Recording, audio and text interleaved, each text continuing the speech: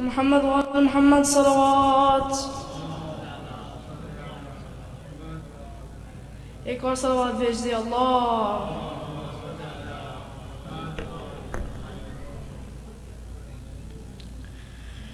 أعوذ بالله من الشيطان الرجيم. بسم الله الرحمن الرحيم. والشمس وضحاها والقمر إذا تلاها والنهار إذا جلاها والليل إذا يغشاها والسماء وما بناها والأرض وما طحاها ونفس وما سواها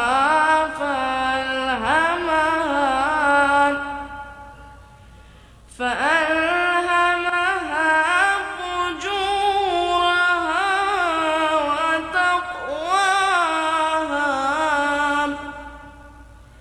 قد أفلح من زكاها وقد خاب من دساها.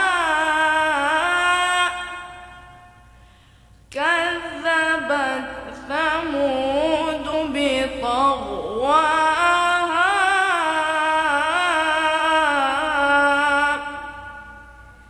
إذ انبعث أشقاها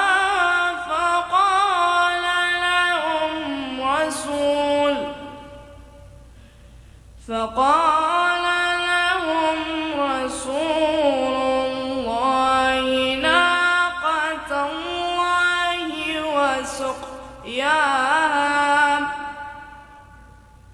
فكذبوه فعقروها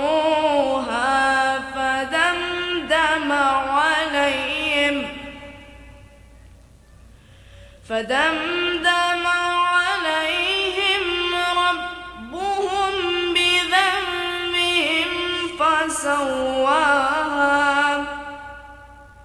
ولا يخاف عقباها. صدق الله العلي العظيم. صلوات. एक और सलवात भेज दिया अल्लाह.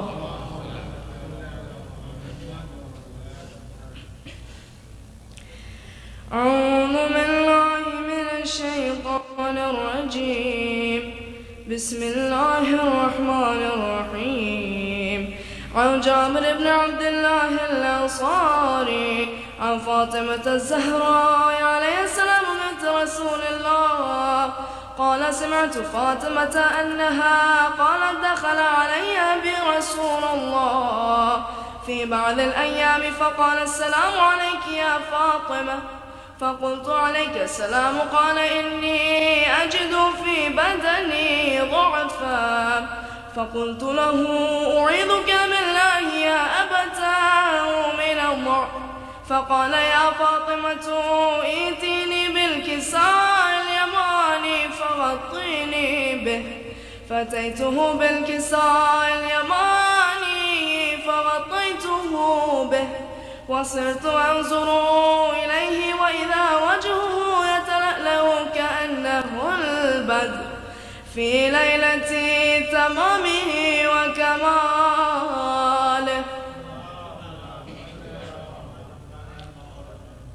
فما كانت إلا ساعة وإذا بولدي الحسن قد أقبل وقال السلام عليك يا أمه. فقلت عليك السلام يا قرة عيني وثمرة فؤادي. فقال يا أماه إني أشم عندك رائحة طيبة كأنها رائحة جد رسول الله. فقلت نعم إن جدك تحت الكساء. فأقبل الحسن نحو الكساء وقال السلام عليك يا جدا يا رسول الله، أتأذن لي أن أدخل معك تحت الكساء؟ قال وعليك السلام يا ولدي ويا صاحب حوضي، قد أذنت لك. فدخل معه تحت الكساء. فما كانت إلا ساعة وإذا بولدي الحسين قد أقبل وقال السلام عليك يا أماه. فقلت عليك السلام يا ولدي ويا قرة عيني وثمرة فؤادي. فقال لي يا أماه إني أشم عندك رائحة طيبة كأنها رائحة جد رسول الله. فقلت نعم إن جدك وأخاك تحت الكساء. فدنا الحسين نحو الكساء وقال السلام عليك يا جدا، السلام عليك يا من اختاره الله، أتأذن لي أن أكون معكم تحت الكساء؟ فقال وعليك السلام يا ولدي ويا شافع أمتي، قد أذنت لك. فدخل معهما تحت الكساء. فأقبل عند ذلك أبو الحسن علي بن أبي طالب وقال السلام عليك يا بنت رسول الله. فقلت عليك السلام يا أبا الحسن ويا أمير المؤمنين. فقال يا فاطمة إني أشم عندك رائحة طيبة كأنها رائحة أخي وابن عم رسول الله. فقلت نعم ها هو مع ولديك تحت الكساء.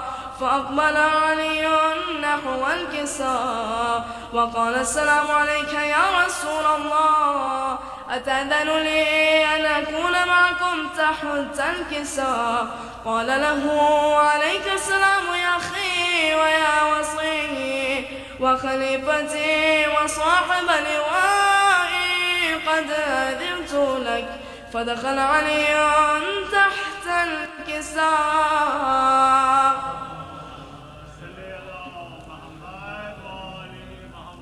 ثم أتيت نحو الكساء وقلت السلام عليك يا أبتاه يا رسول الله، أتأذن لي أن أكون معكم تحت الكساء؟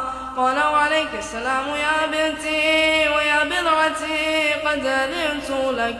فدخلت تحت الكساء.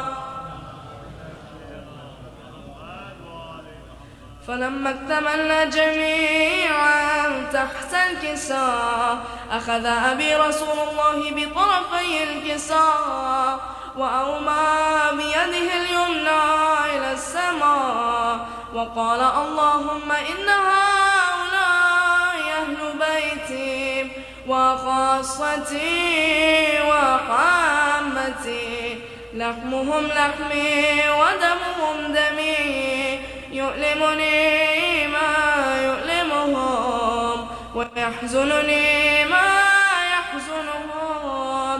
أنا حرم لمن حاربهم وسلم لمن سالمهم وعدو لمن عاداهم ومحب لمن أحبهم. إنهم مني وأنا منهم، فاجعل صلواتك وبركاتك ورحمتك وغفرانك ورضوانك علي وعليهم، وأذهب عنهم الرجس وطهرهم تطهيرا.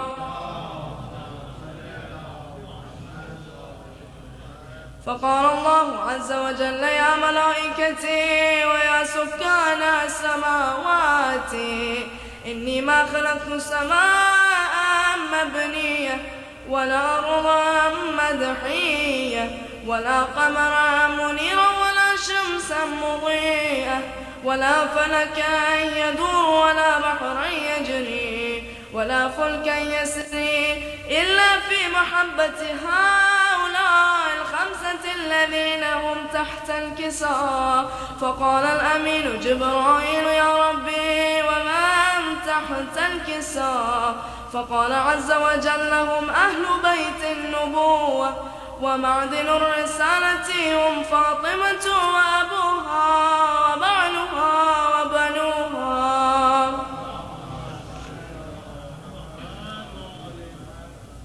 فقال جبرائيل يا ربي أتأذن لي أن أهبط إلى الأرض ليكون معهم سادسا؟ فقال الله نعم قد أذنت لك. فهبط الأمين جبرائيل وقال السلام عليك يا رسول الله. العلي والأعلى يقرئك السلام ويخصك بالتحية والإكرام ويقول لك وعزتي وجلالي إني ما خلقت سماء مبنية ولا أرضا مدحية ولا قمرا منيرا ولا شمسا مضيئة ولا فلكا يدور ولا بحرا يجري ولا فلكا يسري إلا لأجلكم ومحبتكم وقد أذن لي أن أدخل معكم فهل تأذن لي يا رسول الله؟ فقال رسول الله وعليك السلام أمين يا أمين وحي الله إنه نعم قد أذنت لك. فدخل جبرائيل معنا تحت الكساء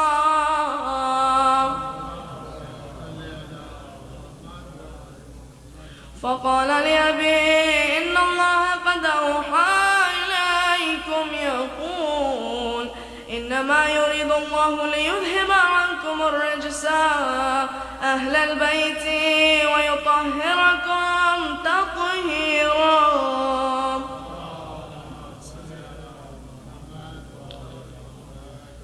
فقال علي لأبي يا رسول الله أخبرني ما لجلوسنا هذا تحت الكساء من الفضل عند الله.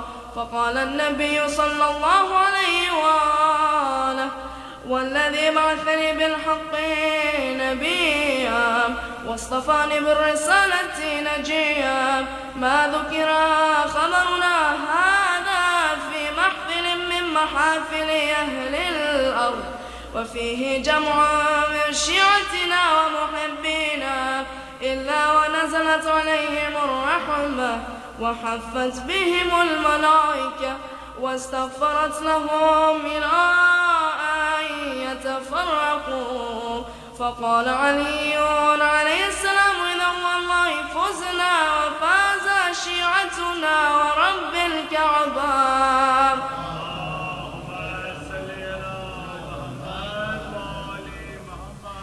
فقال النبي ثانيا يا علي والذي بعثني بالحق نبيا واصطفاني بالرسالة نجيا ما ذكر خبرنا هذا في محفل من محافل أهل الأرض وفيه جمع من شيعتنا ومحبينا وفيهم مهموم إلا وفرج الله همه ولا مغموم إلا وكشف الله غمه ولا طالب حاجة إلا وقضى الله حاجته. فقال علي عليه السلام إذا والله فزنا وسعدنا وكذلك شيعتنا فازوا وسعدوا في الدنيا والآخرة ورب الكعبة.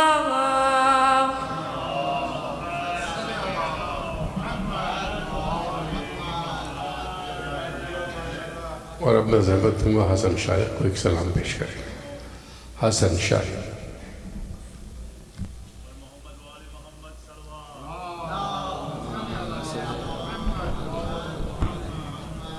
بارہ دیگر نعرے صلوات۔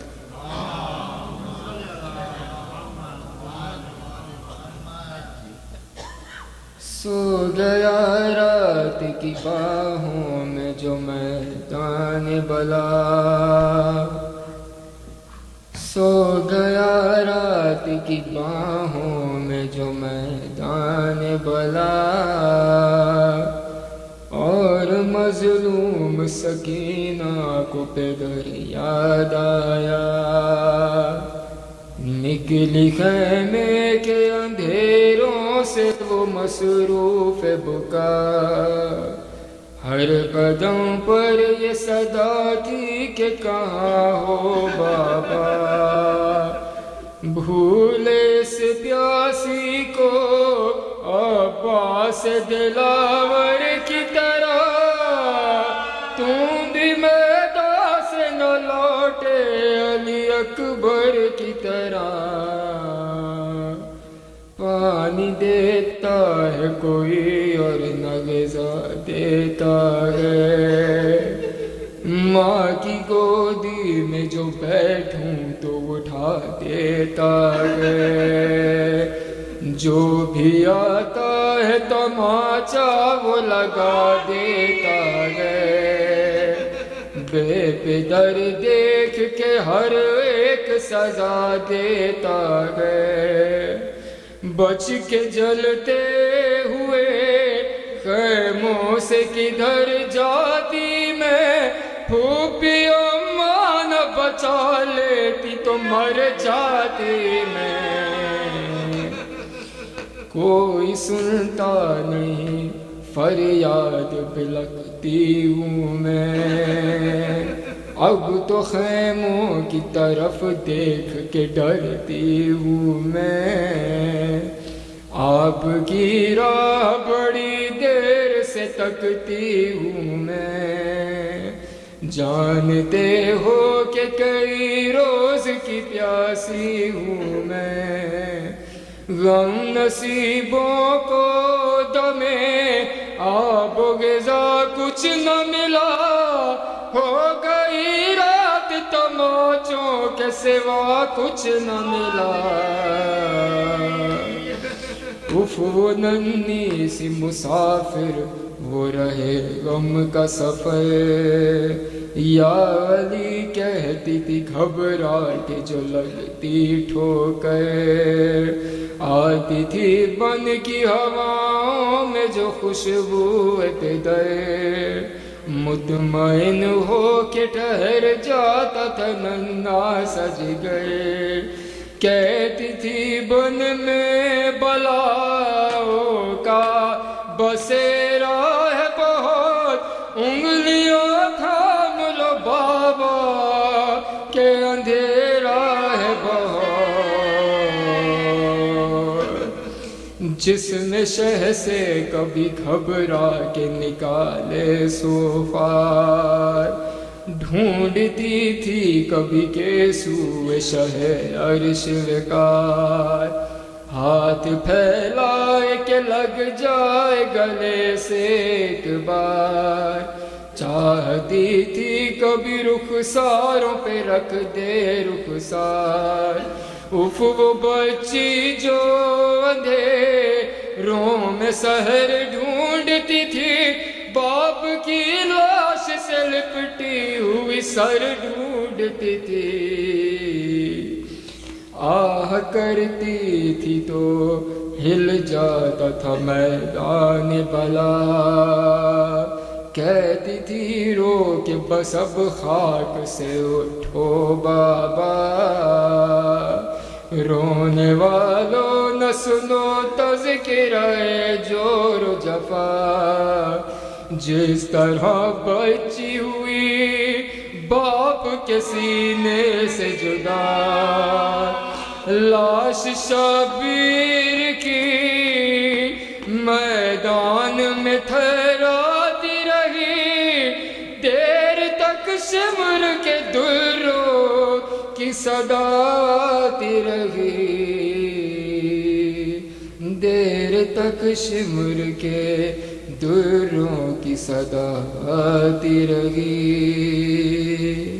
صلوات محمد والے محمد۔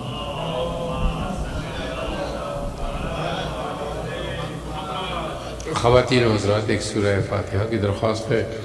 میں نام پڑھتا ہوں: ممتاز زیدی، بلقیس زیدی، سلیم زیدی، نعیم زیدی، انیس زیدی، عابد نقوی، یاسر نقوی، اور اپنے مرحومین کے لیے اور ان مرحومین کے لیے جو باغ مصطفیٰ میں آسود ہے۔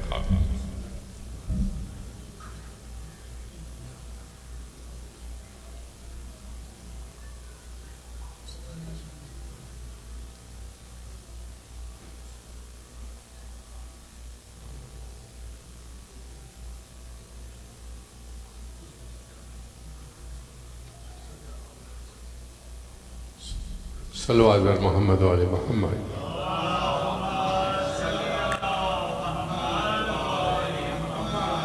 زحمت دوں گا لطف نقوی کو مرثیہ پیش کریں گے۔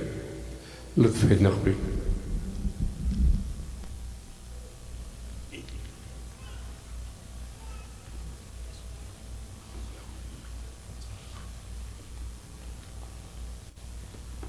صلوات۔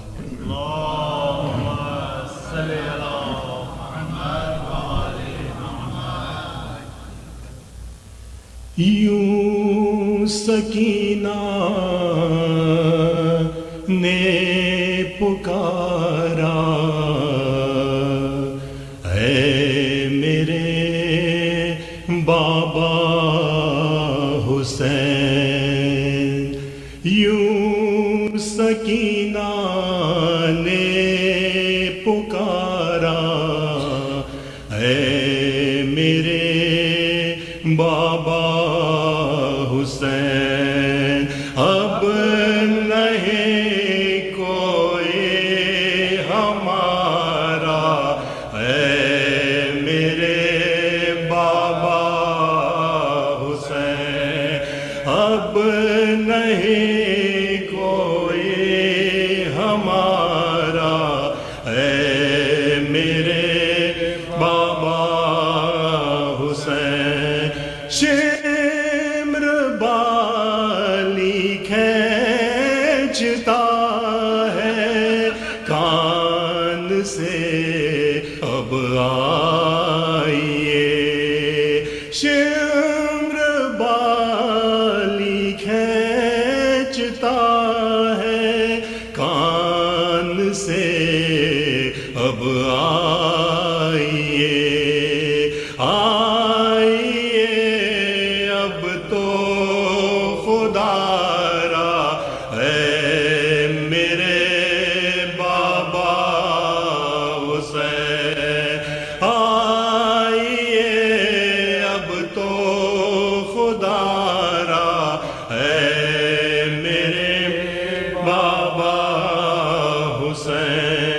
باندھ کر رسی گلے میں کھینچتا ہے شمر، جب باندھ کر رسی گلے میں کھینچتا ہے شمر، جب میں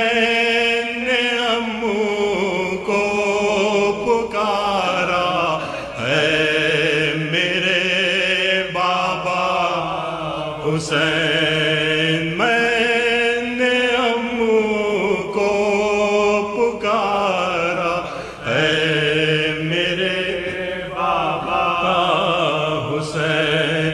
ہل گیا عرشِ مولا، لاش تھرانے لگی۔ ہل گیا عرشِ لاش تھرانے لگی، جب سکینہ نے پکارا اے میرے بابا حسین، جب سکینہ نے پکارا اے میرے بابا حسین۔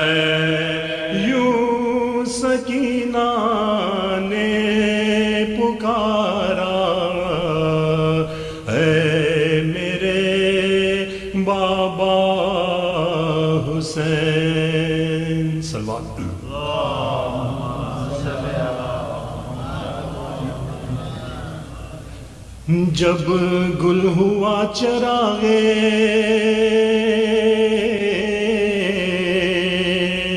حرم قید شام میں، یعنی سکینہ مر گئی یاد امام میں، دیکھے ستم یزید کے دربار عام میں، شیخ سلام کو گئے دارالسلام میں، شیخ سلام کو گئے دارالسلام میں، دنیا میں داد رسنا ملا داد خواہ کو، جا کر نشا تماچوں کے دکھلائے شاہ، جا کر نشا تماچوں کے دکھلائے شاہ کو، غل پڑ گیا حسین کی عاشق نے کی خزاں، بانوں نے نفس دیکھی تو پایا ندم ذرا، چلائی صدقے جاؤ مجھے دے گئی دغا، اپنی کہیں نہ میری سنی ہائے کیا کیا، اپنی کہیں نہ میری سنی ہائے کیا کیا، اپنی کہیں نہ میری سنی ہائے کیا کیا، اصغر کو کچھ پیام بھی میں نے دیا نہیں، تم چل بسی اور اماں نے رخصت کیا نہیں، تم چل بسی اور اماں نے رخصت کیا نہیں، بابا کی پیاری اماں کی پیاری زباں کو کھول، لائی ہوں شربت میری پیاسی دہن کو کھول، ماں رو رہی ہے دیدیے گوہر فشاں کو کھول، مہماں بندے گلے سے نہ جاری، مہماں بندے گلے سے نہ جاری، مہماں بندے گلے سے نہ جاری، دادی کڑیں گی بی بی کی زلفیں سوار لوں، لوٹو یہ پھٹا ہوا کرتا اتار، لوٹو یہ پھٹا ہوا کرتا اتار، لوٹو یہ پھٹا ہوا کرتا اتار لو، اصغر کی بھولی باتیں سناؤ نثار ماں، اکبر کا ذکر کر کے رلاؤ نثار ماں، سیلی کا نیل ماں کو دکھاؤ نثار ماں، بابا کو جا کے در پہ بلاؤ نثار ماں، بابا کو جا کے در پہ بلاؤ نثار، بابا کو جا کے در پہ بلاؤ نثار ماں، ماتم کے ولولے ہیں نہ رونے کے جوش ہے، بی بی جو اب خاموش ہے تو سب خاموش ہے، بی بی جو اب خاموش ہے تو سب خاموش ہے، بانوں کے بین سن کے حرم روئے بے شمار، سن کر یہ غل پکارا یزید جفا شیار، بھجوایا شیخ کا سر بھی اور ان کو کو نہیں قرار، آئی خبر کے باپ پہ بیٹی ہوئی آئی خبر کے باپ پہ بیٹی ہوئی آئی خبر کے باپ پہ بیٹی ہوئی نثار، ایسی کسی کی موت نہ ہوگی زمانے میں، سیدانی بے کفن ہے پڑی قید خانے، سیدانی بے کفن ہے پڑی قید خانے، سیدانی بے کفن ہے پڑی قید خانے میں، الخیصہ اس جنازے کو لے کر چلے حرم، مانند شامیان کے کھولے ہوئے حرم، جب مقبرے میں شام کے پہنچے اسیر غم، اور قبر میں اتارا وہ مردہ بچشم نام، اور قبر میں اتارا وہ مردہ بچشم نام،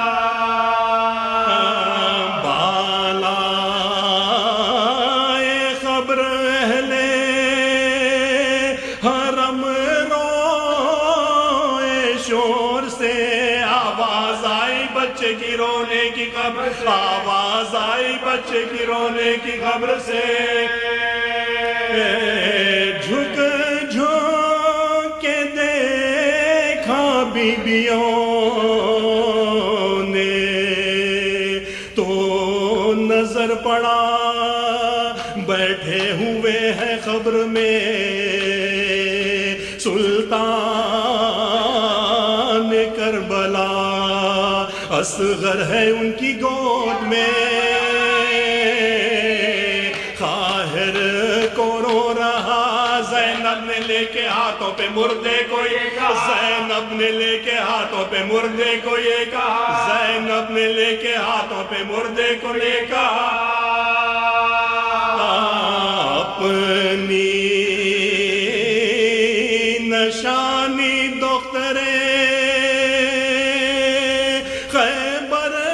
شکن سے لو بھائی جان اپنی امانت پہ، لو بھائی جان اپنی امانت پہ، لو بھائی جان اپنی امانت پہ لو،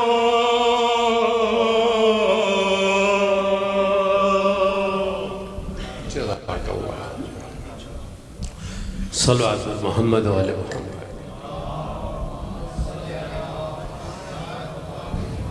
ایک اور باوز بلند صلوات۔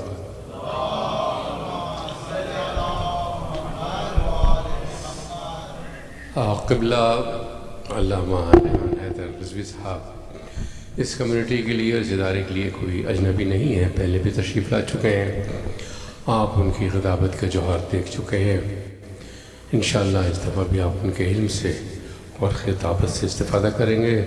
میں درخواست کروں گا قبلہ سے تشریف لائیں، اور آپ لوگوں سے میری درخواست ہے کہ برائے کرم ممبر سے متصل ہو جائیں، دروازے کے پاس سے اگر آپ یہاں آ جائیں تو بڑا مناسب ہے، دروازے کے بنسبت ممبر سے قریب ہونا زیادہ بہتر ہے۔ تشریف لائیے صلوات پڑھتے ہوئے۔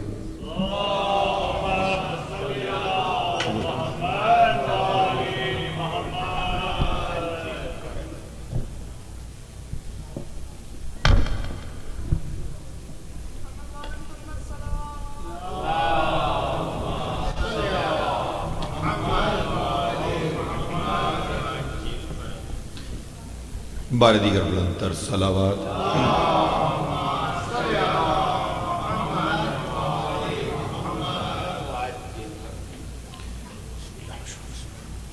ان اللہ و ملائکتہ یصلون علی النبی یا ایہا الذین آمنوا صلوا علیہ وسلموا تسلیما۔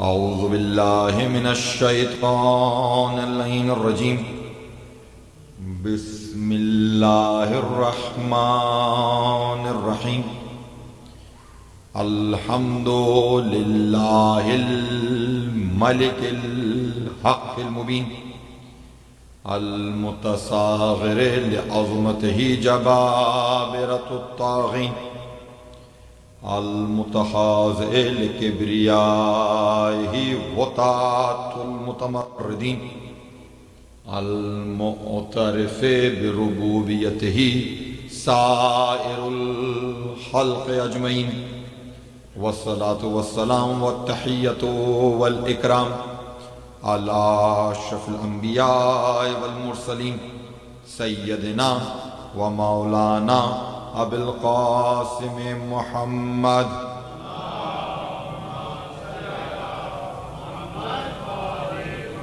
وأهل بيت الطيبين الطاهرين المعصومين المظلومين ولعنة الله على أعدائهم أجمعين من يومنا هذا إلى يوم الدين. صلاة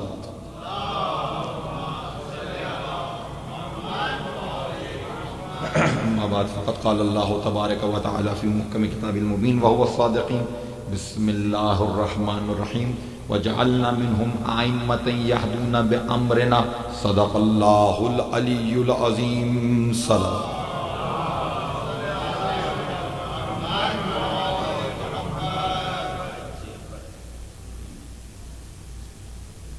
یقیناً یہ خاص لطف و کرم پروردگار عالم کا کہ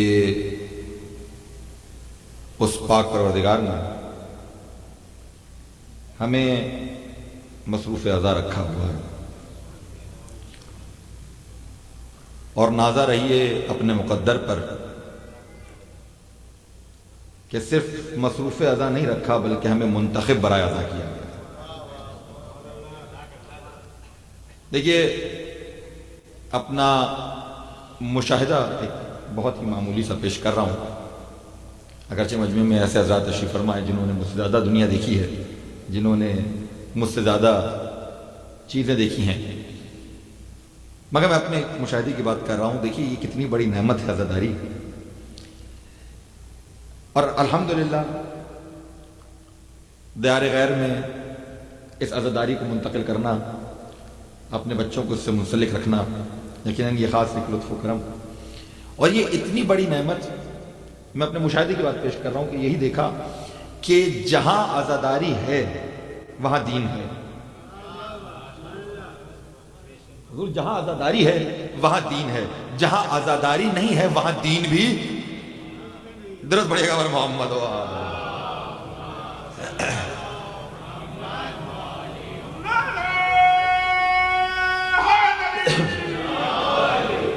عزیزان محترم، روایت پیش نگاہ ہے. روایت کے جملے یہ ہیں کہ جب کوئی شخص فرادہ یا مجمع میں ذکر محمد و آل محمد سجاتا ہے تو ملائکہ ایک دوسرے سے سوال کرتے ہیں. ایک گروہ دوسرے سوال کرتا ہے کہ صاحب یہ کون لوگ ہیں جنہیں اس ذکر میں اتنی پریشانیاں برداشت کرنی پڑی، اتنی مصیبتیں برداشت کرنی پڑی، انہیں اس کی اتنی سزا دی گئی، اس کے باوجود یہ اسی جوش و خروش سے بلکہ اس سے بھی بڑھ کے اس ذکر کو سر انجام دے رہے ہیں. یہ ماجرا کیا ہے، یہ حقیقت کیا ہے؟ تو جو گروہ سن رہا ہوتا ہے وہ پلٹ کے جواب دیتا ہے ملائکہ کا کہ کیا تم نے سورہ جمعہ کی آیت نہیں پڑھی کہ اس میں پروردگار عالم کہہ رہا ہے ذالک فضل اللہ یؤتی من یشاء، یہ اللہ کا خاص فضل ہے اور اللہ جسے چاہے یہ فضل عطا کرے.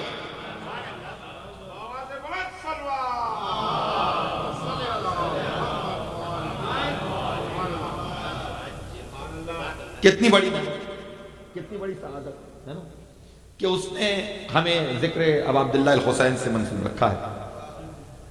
میں کیا آپ کے سامنے عظمت بیان کروں امام حسین کی. یعنی ایک اور روایت پیش نگاہ آپ کے سماعتوں میں نظر کر دیتا ہوں.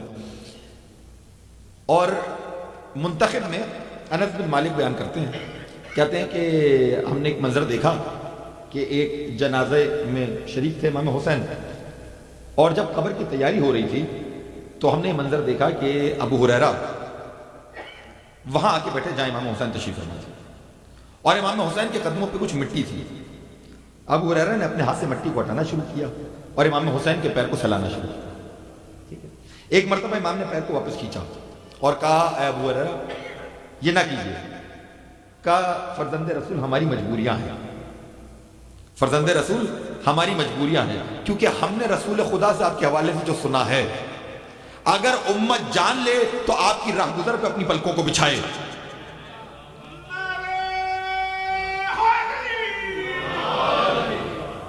اگر امت جان لے تو آپ کی راہ گزر پہ اپنی پلکوں کو بچھائے۔ اور ہم نے سنا رسول خدا سے کہ رسول نے کہا کہ حسن اور حسین جنت کے جوانوں کے سردار ہیں۔ یہ صرف میں نے تمہیداً آپ کے سامنے روایت پیش کی ہے، مگر میرا استدلال یہ ہے اور میرا کلام یہ ہے اور میرا عقیدہ یہ ہے کہ واقعتاً کیا جنت کے ذریعے حسین کو پہچانا جائے گا؟ بھئی کیا جنت تعارف ہے حسین کا؟ جنت تو وہ ہے جو جزا میں پروردگار عالم دے چکا سورج دھار میں، جزا میں پروردگار عالم سورج دھار کے اندر دے چکا جنت، اور صرف جزا نہیں دی بلکہ کیا کہا ساتھ میں وَكَانَ سَعْيُكُمْ مَشْكُورًا، اور میں پروردگار تمہارا شکر گزار ہوں۔ اب اگر توجہات طالب ہے کا مطلوب اور توجہات مبذول ہو چکی ہوں تو میں کچھ عرض کروں۔ عجیب کمال کی بات یہ ہے کہ پروردگار عالم جنت بھی دے رہا ہے اور شکریہ بھی ادا کر رہا ہے۔ غور فرمایا آپ نے؟ لیکن طریقہ یہ ہوتا ہے، ہماری عام دستور یہ ہے کہ اگر ہم کسی کو کوئی چیز دے رہے ہیں تو پھر شکریہ کیسا؟ بس تحفہ تو ہم دے رہے ہیں، جزا تو ہم دے رہے ہیں، اب شکریہ کس بات کا ہے نا؟ ایک طرف یا تو پروردگار شکریہ ادا کر لیتا یا پھر جزا کے طور پہ جنت دے دیتا۔ یہ دونوں کام کہ جنت بھی دی جا رہی ہے، شکریہ بھی ادا ہو رہا ہے، تو پروردگار حکمت سمجھ میں نہیں آئی۔ تو ایک عام مثال سے بات کو سمجھنے کی کوشش کریں۔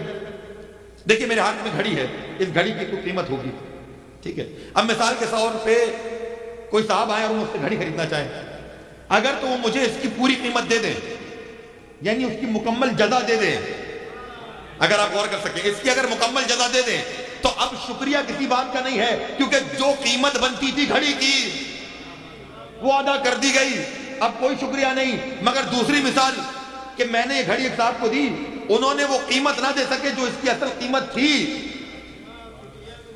تو اب وہ قیمت بھی دیں گے جتنی بھی ہو سکتی ہے اور شکریہ بھی ادا کریں گے۔ کیوں؟ کیونکہ اس کی قیمت جتنی تھی وہ ادا نہیں کی گئی۔ تو اصول یہ ہے کہ جتنی قیمت ہو اگر وہ ادا نہ ہو سکے تو اجر بھی دیا جائے گا، شکریہ بھی ادا ہوگا۔ پروردگار جانتا تھا کہ یہ ہستیاں وہ ہیں کہ جن کا مقام جنت سے کہیں زیادہ بلند ہے، لہذا جنت بھی دوں گا، شکریہ بھی ادا۔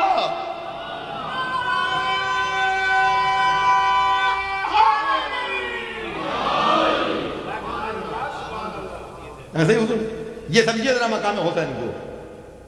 حوالہ یقیناً کتابوں میں یہ ہے کہ حسین جوانان جنت کے سردار ہیں، مگر مجھے صرف اتنا بتائیے کہ کیا حسین کا تعارف صرف جنت سے کرایا جائے؟ دیکھیں حضرت آدم کو کیا حکم ہوا تھا؟ یا آدم اسکن انت و زوجتک فی الجنہ، زوجتک الجنہ، اے آدم آپ اور آپ کی زوجہ جنت میں سکونت اختیار کریں، ٹھیک ہے؟ آدم کو اور آدم کی زوجہ کو سکونت کا اختیار دیا تھا، حسین کو ملکیت دی ہے۔ نہیں بات نہیں پہنچی، دیکھیں میں جب تک مثال کے ذریعے بات کو واضح نہیں کروں گا بات مکمل انداز میں پہنچ نہیں سکتی۔ آدم کو سکونت کا اختیار تھا، حسین کو بادشاہی عطا کی ہے، ملکیت عطا کی ہے۔ جانتے فرق کیا ہے سکونت میں اور ملکیت میں؟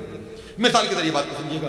مثال کے طور پہ میں ایک صاحب کے یہاں مقیم ہوں آج کل، اب ان کے گھر میں نے سکونت اختیار کی ہوئی ہے، میں ساکن ہوں، مگر میں مالک نہیں ہوں اس گھر کا۔ اچھا بھائی فرق کیا ہوگا ان دو چیزوں میں؟ فرق یہ ہے کہ میں جتنے دن بھی ان کے گھر میں مقیم ہوں مجھے اجازت ہے کہ آپ رہیے، آپ استفادہ کیجئے، آپ کھائیے پیئیے جو بھی آپ نے کرنا، مگر اگر میں جاتے ہوئے ان کے گھر سے ان کا سامان لے کے جانے لگوں تو ہو سکتا ہے صاحب خانہ کو اعتراض ہو جائے، وہ کہیں گے نا پلٹ کے کہ بھائی میں نے سکونت کا اجازت دیا تھا، میں نے حاکمیت عطا نہیں کی تھی، میں نے مالکیت نہیں عطا کی تھی، لہذا جب تک ہیں استفادہ کریں، مگر اب جب جا رہے ہیں تو ان چیزوں سے کوئی غرض نہیں ہے۔ کیوں؟ کیونکہ سکونت تھی، ملکیت نہیں تھی۔ آدم کو سکونت ملی، اگر توجہ کر سکے آدم کو سکونت ملی، جب تک جنت میں ہے جنت کی لذتوں کو حاصل کریں، استفادہ کریں، مگر اب جب جنت سے جا رہے ہیں جنت کی لذت کو چھوڑ کے جائیں، جنت کی چیزوں کو جنت میں چھوڑ کے جائیں۔ کیوں؟ کیونکہ سکونت کا حق ہے۔ حسین کو بادشاہی ملی ہے، جب چاہے غذا منگوائے، جب چاہے لباس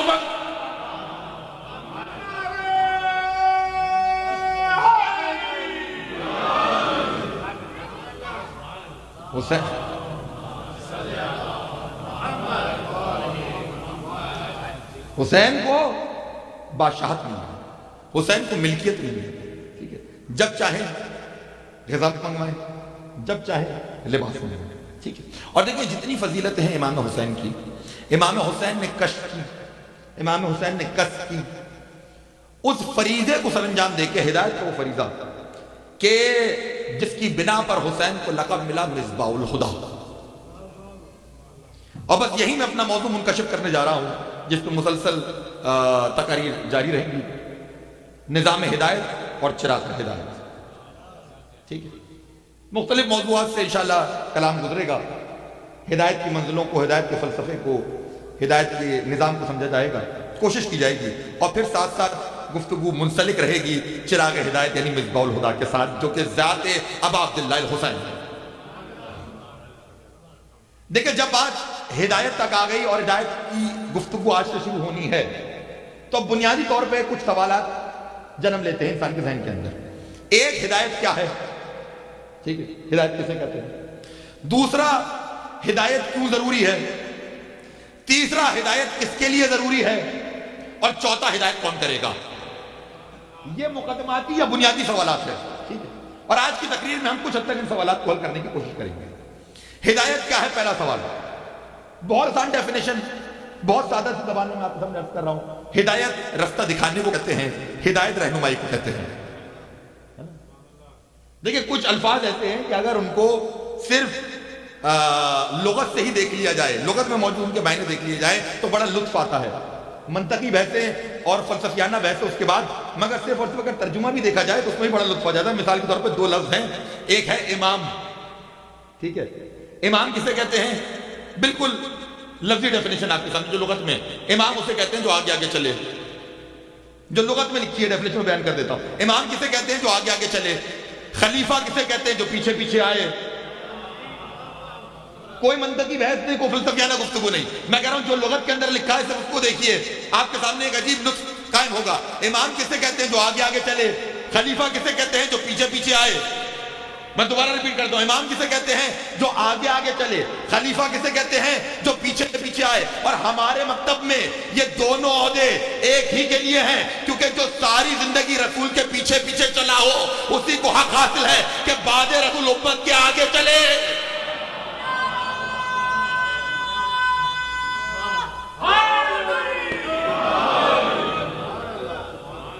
تو بالکل سادہ سی ڈیفینیشن ہے۔ ہدایت کسے کہتے ہیں؟ ہدایت کہتے ہیں رستہ دکھانے کو، ہدایت کہتے ہیں رہنمائی کو۔ اگر یہ سادہ سی ڈیفینیشن ہدایت کی بات اب تک پہنچ گئی تو اب ہدایت کے دو طریقے کتابوں میں لکھے ہیں، علم کلام کے اعتبار سے، تفسیر کے اعتبار سے۔ ایک، اگر ہدایت دکھانا ہی ماننا ہے اور یقین یہی معاملہ ہے، ایک ہدایت کا طریقہ ارادت طریق یعنی رستہ دکھلا دینا، دوسرا ایصال المطلوب یعنی منزل مقصود تک پہنچا دینا۔ دیکھیں بہت دقیق بحثوں کو بہت آسان کر کے میں آپ کے سامنے پیش کر رہا ہوں، اور جو تفصیلی بحث دیکھنا چاہے تو تفسیر المیزان کے اندر ارادت طریق اور ایصال المطلوب پہ بہت مدلل اور مفصل بحث موجود ہے۔ ارادت طریق رستہ دکھانا، ایصال المطلوب منزل مقصود تک پہنچا دینا، یہ ہدایت کی دو قسمیں ہیں، ایک عام قسم ہے، خاص قسم ہے۔ ہدایت کی ایک عام قسم ہے، ایک خاص قسم ہے۔ فرق سمجھیے گا مثال کے ذریعے۔ مثال کے ذریعے ابھی آپ مجلس کے اختتام پر پارکنگ میں جائیں اور وہاں پر کوئی صاحب سے کہیں کہ صاحب مثال کے طور پر مجھے ووڈ برج ورجینیا جانا ہے، ٹھیک ہے، تو آپ کے پاس دو تین طریقے ہیں۔ آپ انہیں کہیں کہ صاحب یہاں سے ایسے جائیے گا، ایسے جائیے گا، فری وے آئے گا، اتنے مائل سیدھے چلیے گا، وہاں سے یہ ایگزٹ لیجیے گا اور آپ پہنچ جائیں گے، ٹھیک ہے۔ یہ کیا ہے؟ یہ ہے رستہ دکھانا۔ کاج بات پہنچ جائے، یہ کیا ہے؟ یہ ہے رستہ دکھانا، یہ ہے ارادت طریق۔ آسان ڈیفینیشن میں بیان کر رہا ہوں، آسان مثال کے ذریعے رستہ دکھانا۔ اچھا مگر اس میں ممکن ہے کہ شاید آپ کے بتانے میں کوئی کجی رہ گئی ہو، شاید ان کے سننے میں اور سمجھنے میں کوئی کمی رہ گئی ہو، ہے نا، ممکن ہے وہ نہ پہنچ سکے منزل تک آپ کے مفصل اور مدلل بتانے کے باوجود، ممکن ہے، ٹھیک ہے۔ تو اب اس سے بہتر طریقہ کیا ہے اور بلندر طریقہ کیا ہے؟ آپ کے پاس کار ہے یا جو بھی سواری ہے، آپ کو لگا کہ یہ بھٹک جائیں گے، اگرچہ میں تو اپنی ذمہ داری پوری کروں گا، مگر ان میں اتنا ظرف نہیں ہے، ان کی اتنی استطاعت نہیں ہے کہ یہ پہنچ سکیں. تو آپ ایک کام کریں گے، آپ دروازہ کھولیں گے گاڑی کا، آپ انہیں گاڑی میں بٹھائیں گے اور کہیں گے چلیے میں آپ کو منزل تک چھوڑ کے آ جاتا ہوں. یہ کہلاتا ہے ایصال المطلوب. نہیں حضور میں نے تو نقطہ پیش کرنا ہے. اب ایصال المطلوب جہاں بھٹکنے کی گنجائش نہیں ہے، جہاں آپ ذمہ داری لیں منزل مقصود تک پہنچانے کی. اگر یہ دونوں قسمیں سمجھ میں آ گئی، ہدایت کی ارادت طریق، رستہ دکھانا، ایصال المطلوب منزل مقصود تک پہنچانا، تو اب جملہ یاد رکھیے گا، ایک کم 1,24,000 انبیاء آئے، رستہ دکھا کے چلے گئے. اکیلے میرے سرکار ہیں، رستہ بھی دکھایا، سفینہ بھی بنایا. اس سے متمسک ہو جاؤ، منزل تک پہنچ جاؤ.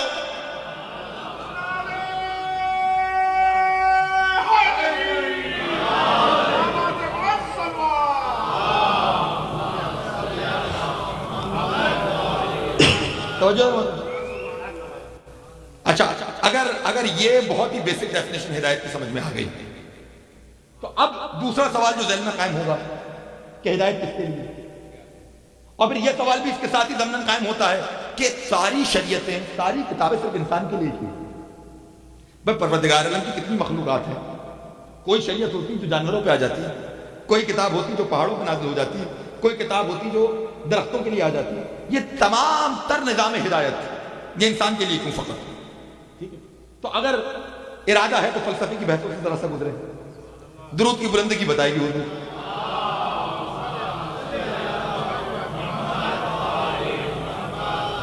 دیکھیے اس کرۂ ارض پر نظر آنے والی جتنی مخلوقات ہیں، اگر ان کو کیٹیگرائز کرنا شروع کریں تو کل 4 ہیں. نظر آنے والی کی بات کر رہا ہوں. نظر نہ آنے والی تو سب تو مجھے بھی اور آپ کو بھی نہیں پتا کہ اس فرش پہ کون کون بیٹھا ہوا ہے. کاش آپ درک کر سکے. درود پڑھیے گا ور محمد وار.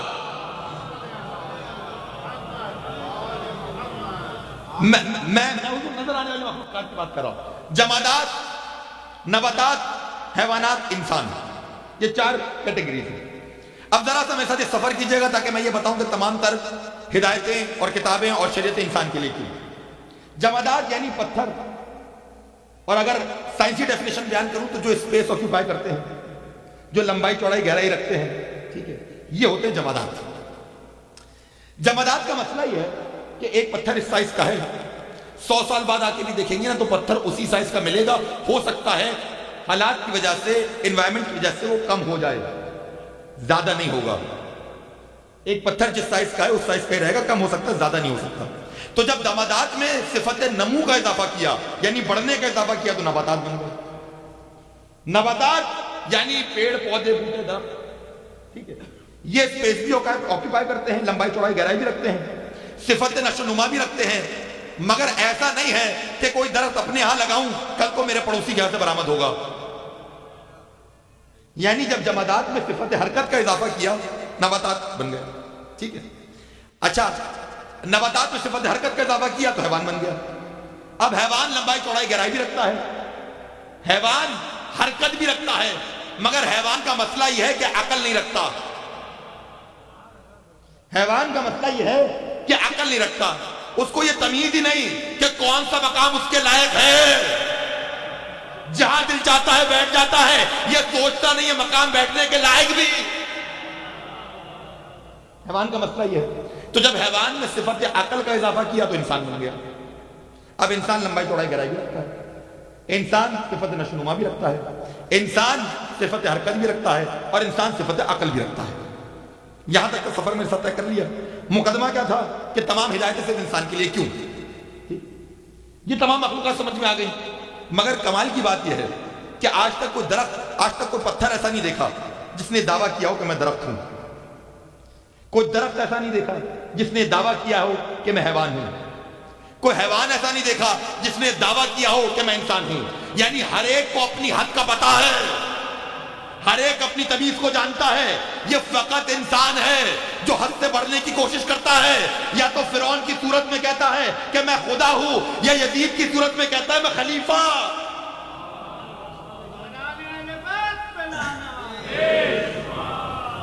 اب دیکھیں حضور، جہاں بھی حد سے بڑھنے کی صفت پائی جائے گی، جہاں بھی سرکشی کی صفت پائی جائے گی، پروردگار وہیں ہدایت کا پہرا بٹھائے گا. آپ سمجھ میں ساری شریعت انسان کی رہی تھی. جہاں حد سے بڑھنے کی صفت پائی جائے گی پروردگار وہیں ہدایت کا پیرا بٹھائے گا. ٹھیک ہے. اور یہاں پر اس بات پہ رک کے گفتگو اور میں ضمن چھیڑ دوں کیونکہ قرآن نے کہا کہ کلا ان الانسان لا یطغی ان رآہ استغنی. یہ انسان اس وقت سرکش ہوتا ہے جب یہ خود کو مستغنی محسوس کرتا ہے. فرق سمجھتے ہیں کیا ہے مستغنی میں اور مستغنی کے معنی کیا ہے؟ یہ انسان کس وقت سرکش ہوتا ہے جب یہ خود کو مستغنی محسوس کرتا ہے. اگر میں آسان الفاظ میں اس کی تفسیر کروں اور اس کا ترجمہ کروں تو یہ انسان اس وقت سرکش ہوتا ہے جب یہ خود کو مالدار محسوس کرتا ہے. حضور مالدار ہوتا ہے نہیں، مالدار محسوس کرتا ہے. مالدار ہونا اور ہے، خود کو مالدار محسوس کرنا اور ہے. قرآن نے مالدار ہونے سے منع نہیں کیا. لفظ لکم، لکم کے معنی تمہارے لیے. جائیے دیکھیے قرآن میں کیا کہاں کہا لکم ہے اور کس کس چیز کے لیے لکم ہے. زمین میں موجود تمام نعمتیں آپ کے لیے، تمام خزانے آپ کے لیے، زمین کی گہرائیوں میں موجود خزانے آپ کے لیے، دریاؤں میں موجود لال و گوہر آپ کے لیے، سب آپ کے لیے. ٹھیک ہے. پروردگار نے مال کمانے سے منع نہیں کیا، مگر ہاں یہ ضرور کہا ہے کہ اچھی ذہنیت کے ساتھ مال کمانا، بری ذہنیت کے ساتھ مال نہ کمانا. اگر بری ذہنیت کے ساتھ مال کمایا تو سنت قارون پہ چلتے ہوئے نظر آؤ گے. اگر اچھی ذہنیت کے ساتھ مال کمایا سنت خدیجۃ الکبریٰ کی پیروی کرتے. قرآن چاہتا ہے. اب مقدمہ وہیں پر ہے کہ ہدایت کس لیے ضروری ہے انسان کے لیے. کیوں؟ کیونکہ یہ انسان سرکش ہوتا ہے، یہ حد سے بڑھنے کی کوشش کرتا ہے. جہاں حد سے بڑھنے کی کوشش ہوگی پروردگار وہیں ہدایت کا پیرا بٹھائے گا. یہ تو فلسفے کی یہ دانے ہو گئے. اگر قرآن سے آپ کے سامنے پیش کیا جائے کہ ہدایت انسان کے لیے کیوں ضروری ہے تو دیکھا پروردگار عالم نے 11 قسمیں کھائی لگاتار. والشمس والضحاها والقمر اذا تلاها والنهار اذا جلاها والليل اذا يغشاها والسماء وما بناها والارض وما طحاها والنفس وما سواها فالهمها فجورها وتقواها. 11 قسمیں کھانے کے بعد پروردگار عالم نے استعداد اور صلاحیت نفس بیان کی اور یہ بتایا کہ ہم نے نفس کو 2 طرح کی صلاحیت دے دی. ایک اس کو فجور کی صلاحیت دی، دوسری تقوی کی صلاحیت دی. تو جہاں بھی فسق و فجور اور تقوی ساتھ ہوگا پروردگار وہیں ہدایت کا پہرا بٹھائے گا. جہاں یہ دونوں صلاحیتیں ہوں گی پروردگار وہیں ہدایت کا پہرا بٹھائے گا. ٹھیک ہے. اب یہ مقدمہ بھی روشن ہو گیا.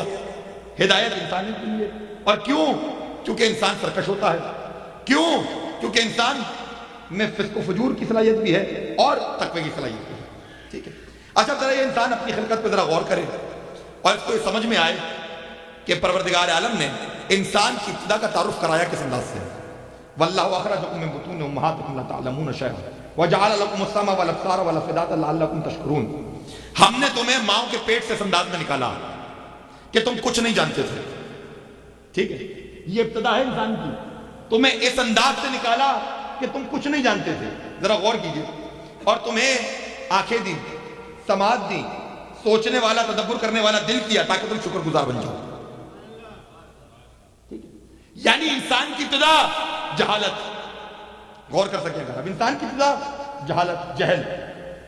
عجیب کمال کی بات یہ ہے کہ جو انسان اپنے خلق سے پہلے عالم جہل میں ہو وہ عالم رحم میں کس جہل پر ہوگا؟ غور کرنے کی بات ہے. زمین میں آ کے اس دنیا میں آ کے حاصل کر رہا ہے نا جو بھی حاصل کر رہا ہے تو عالم رحم مادر میں کس جہل کے مقام پر ہوگا. ٹھیک ہے. مگر عجیب کمال کی بات یہ ہے کہ ایک ماں ایسی نظر آئی کہ جو کعبے کے سامنے کھڑے ہو کے یہ کہہ رہی تھی. ایک ایسی ماں نظر آئی جو کعبے کے سامنے کھڑے ہو کے یہ کہہ رہی تھی کہ پروردگار تجھے ابراہیم کا واسطہ جو ہمارا باپ ہے اور اس بچے کا واسطہ جو میرے شکم میں ہے اور مجھ سے باتیں کرتا ہے، مجھ سے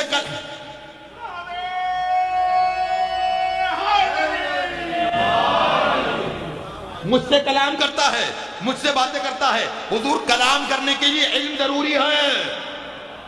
کلام کرنے کے لیے علم ضروری ہے. اور علی وہ ہے کہ جس کے پاس رحم مادر میں بھی علم ہے. تو جو رحم مادر میں علم کی منزل پر ہو، علم کے کمال پر ہو، اگر دنیا میں آنے کے بعد سلونی کا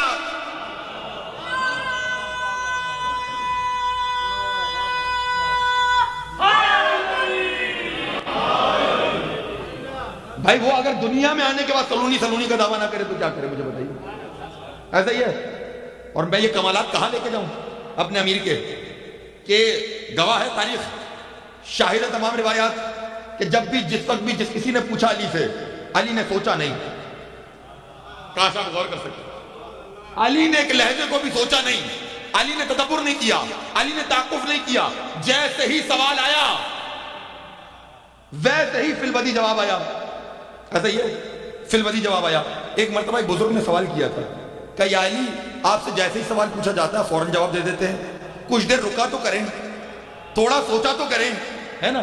علی نے ان کا چہرہ دیکھا اور کہا اچھا یہ بتائیے آپ کے ہاتھ میں کتنی انگلیاں ہیں؟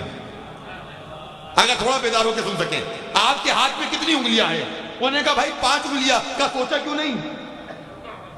سوچا کیوں نہیں؟ کہنے لگا اس میں کیا سوچنا، یہ تو سامنے کی بات ہے. علی نے سینے پہ ہاتھ مار کے کہا جس طرح ہاتھوں کی انگلیاں آپ کے لیے سامنے کی بات ہے، یہ پوری کائنات علی کے لیے.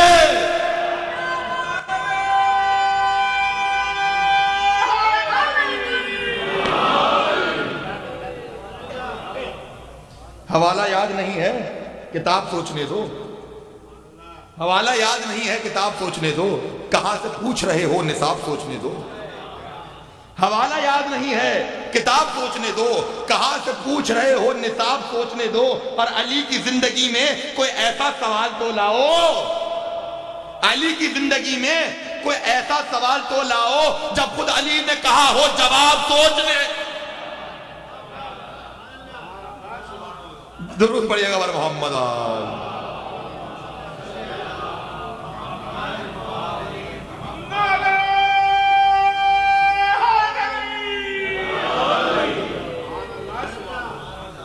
حضور دیکھیں خود قرآن کہہ رہا ہے الرحمن علم القرآن خلق الانسان.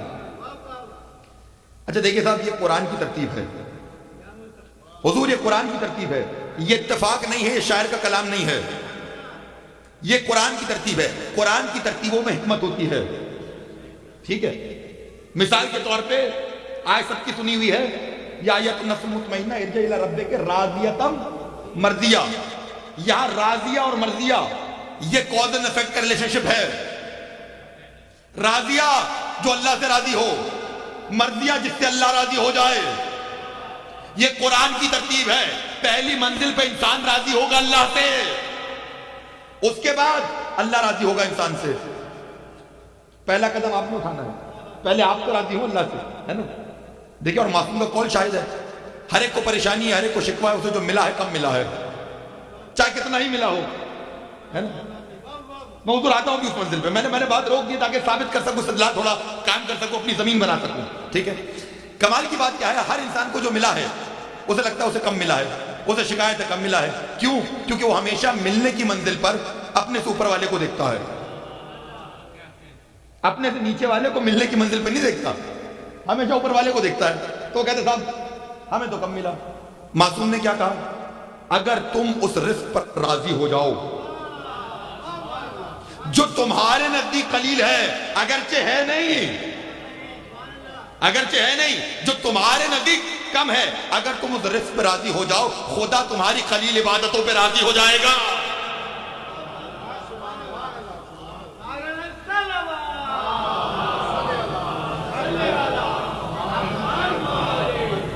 بات پہنچے نا، خدا تمہاری قلیل عبادتوں پہ راضی ہو جائے گا. تو یہ تو شکایت کرنے والے بہت ملیں گے کہ کم ملا. ہے کوئی دعوے دار جو کہے بہت عبادت کی؟ ہے کوئی دعوے دار؟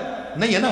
تو پہلی منزل میں تمہید باندھ رہا ہوں، پہلی منزل آپ راضی ہوں اللہ سے، اس کے بعد وہ منزل آئے گی جہاں پہ اللہ راضی ہوگا انسان سے. ٹھیک ہے، یہ قرآن کی ترتیب ہے. مثال کے طور پہ ایک اور مثال قائم کر دوں، مجھے بہت تیزی سے منزلوں سے گزرنا ہے. بسم اللہ الرحمن الرحیم. هو الذی بعث فی الامیین رسولا منہم یتلو علیہم آیاتہ ویزکیہم ویعلمہم الکتاب والحکمہ. جائیے دیکھیے تفسیریں. علماء تفسیر کہتے ہیں کہ یہ جو ترتیب ہے حضور کے 4 کاموں کی، یتلو علیہم آیاتہ ویزکیہم ویعلمہم الکتاب والحکمہ، آیتوں کی تلاوت، نفس کا تزکیہ، کتاب کی تعلیم، حکمت کی تعلیم. یہ ترتیب حکمت پروردگار کے ساتھ ہے. جانتے ہیں کیوں؟ یہ ایسے نہیں ہے حکمت پروردگار کے ساتھ. جانتے کیوں؟ کہتے ہیں اس لیے کیونکہ آیتوں کی تلاوت مقدمہ بنتا ہے تزکیے کا. دیکھیں حضور اگر اس مجمع میں بھی بیٹھ کے گفتگو نہ کروں تو کہاں کروں؟ ہاں؟ یہ تلاوت مقدمہ بنتا ہے تزکیے کا، تزکیہ مقدمہ بنتا ہے علم کا، علم مقدمہ بنتا ہے حکمت کا. ٹھیک ہے نا؟ اب میں اس مقدمے کو مزید واضح نہیں کر سکتا، بس اتنا حدیہ کر دیا میں نے آپ کو. یہ قرآن کی ترتیب ہے. اگر قرآن کی ترتیب سمجھ میں آ گئی تو اب واپس پلٹیے. الرحمن علم القرآن خلق الانسان. رحمان وہی ہے، اور وہ رحمان ہے کہ جس نے قرآن کی تعلیم دی اور ترتیب بتا رہا ہے، پھر خلق کیا انسان کو. یعنی پہلے قرآن کی تعلیم ہے، پھر انسان کا خلق ہے. اگر یہ قرآن کی ترتیب ہے تو مان لیجئے کہ کوئی ایسا ہے جو خلقت انسان سے پہلے قرآن سے آشنا تھا.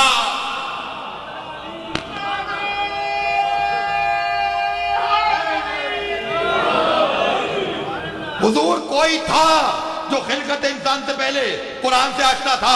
اب مجھ سے سوال نہ کیجئے کون تھا، کتابیں آپ کے سامنے موجود ہے، حوالے میں دینے کو تیار ہوں. ایک مرتبہ رسول خدا زیارت کے لیے گئے، ابھی علی پیدا ہوئے ہیں، رسول خدا زیارت کے لیے گئے. ایک مرتبہ ہاتھوں پہ بلند کیا، فاطمہ بنت اسد پریشان ہے. حضور سوال کرتے ہیں بی بی پریشان کیوں ہے؟ کہا میرے یہاں نابینا بچہ پیدا ہوا ہے. کہا میرے ہاں نابینا بچہ پیدا ہوا ہے. مسکرا کے کہنے لگے نہیں، نابینا نہیں ہے، نابینا نہیں ہے، شریک سفر ہے. اس وقت تک آنکھ نہ کھولے گا جب تک ہم سفر کو نہ دیکھ لے.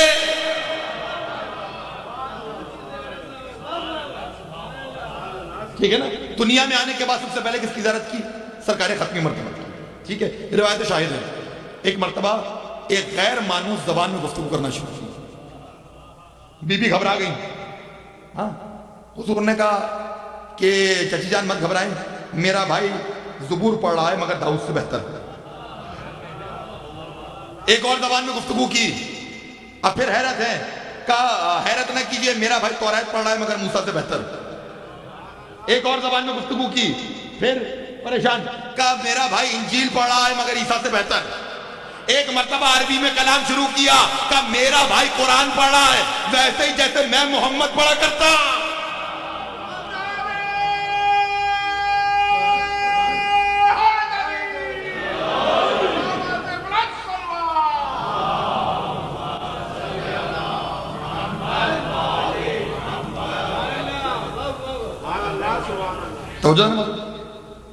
یہ منزل ہدایت کی منزل.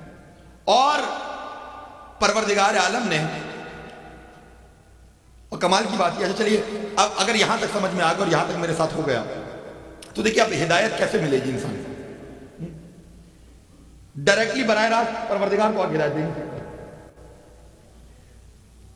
ایک آیت میں نے آپ کے سامنے پڑھی انسان کی ابتدا کی، جہاں پر انسان جاہل تھا. دوسری آیت میں پروردگار عالم نے انسان کے ضعیف ہونے کا اعلان کیا ہے کہ ہم نے انسان کو ضعیف پیدا کیا. تو بنیادی طور پہ دو محتاجیاں لے کے انسان دنیا میں آیا ہے. ایک انسان ضعیف آیا، دوسرا انسان جاہل آیا. ٹھیک ہے، انسان کی کمزوری کو دور کیا والدین کے ذریعے، انسان کی کہ جہل کو دور کیا ہادی کے ذریعے اور ہدایت کے ذریعے. ٹھیک ہے، کمزوری کو دور کیا والدین کے ذریعے. دیکھیں خلق اللہ نے کیا ہے، وسیلہ والدین ہے. پالتا اللہ ہے، وسیلہ والدین ہے. کمزور بنایا اللہ، تسویہ کرتا ہے، وسیلہ والدین ہے. ٹھیک ہے، اور پھر کیا کہا؟ انشکلی والے دیکھا. ہمارے پروردگار عالم خاص وصیت فرما رہے ہیں والدین کے حوالے سے اور کہتا ہے کہ شکر گزار رہو میرے ساتھ ساتھ والدین کے. کیوں والدین کے شکر گزار رہو؟ کیونکہ وسیلہ ہے، وسیلہ ہے. میں نے کہا دو کمزوریاں لے کے آئے تھے، دو محتاجیاں لے کر آئے تھے، ایک کمزوری دوسری جہل. تو جس کے وسیلے سے کمزوری دور ہو رہی ہے اس کا شکریہ تو ادا کرنا جانتے ہیں، مگر جس کے وسیلے سے جہل دور ہو رہا،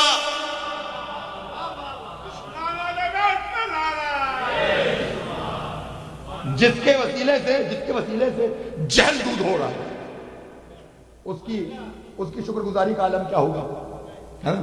اور دیکھیے پروردگار عالم نے میں نے بات کو مقررہ وقت میں سمیٹنا ہے، میرا ساتھ دیجیے کرنا سا. پروردگار عالم نے ہدایتوں کے سلسلے کو جاری فرمایا. ٹھیک ہے، اور نبوتوں کے سلسلے کو جاری فرمایا تاکہ جہل دور ہو سکے. مگر احتیاج ختم نہیں ہوئی، آج بھی ہم محتاج ہدایت ہیں، ٹھیک ہے، اور ہمیشہ رہیں گے، مگر نبوت کا سلسلہ رک گیا، تو اب کیا کریں؟ پروردگار کس سے ہدایت لیں؟ تو جواب قدرت آئے گا ہم نے بڑا فول پروف نظام کیا ہے. میں نے جان بوجھ کے لفظ استعمال کیا فول پروف. پروردگار کہا دیکھو ہم نے بڑا فول پروف انتظام کیا ہے. وہ کیا انتظام کیا ہے؟ اب انتظام سنیے پروردگار کا. جاتے ہوئے اعلان کرایا، اعلان سب کے ذہنوں میں ہے، مگر غور طلب بات یہ ہے کہ کہا من کنتو مولا ہو فاز علی مولا. میں نے غور اس طرف کروانا ہے کہ جو مولا کا لفظ اپنے لیے منتخب کیا وہی مولا کا لفظ علی کے لیے منتخب کیا. اتفاق نہیں ہے، حکمت ہے.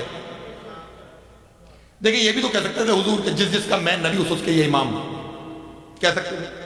ہمارا تو عقیدہ یہی ہے کہ وہ نبی ہیں، یہ امام ہیں، مگر یہاں پہ خاص طور پہ بطور خاص لفظ مولا منتخب کیا.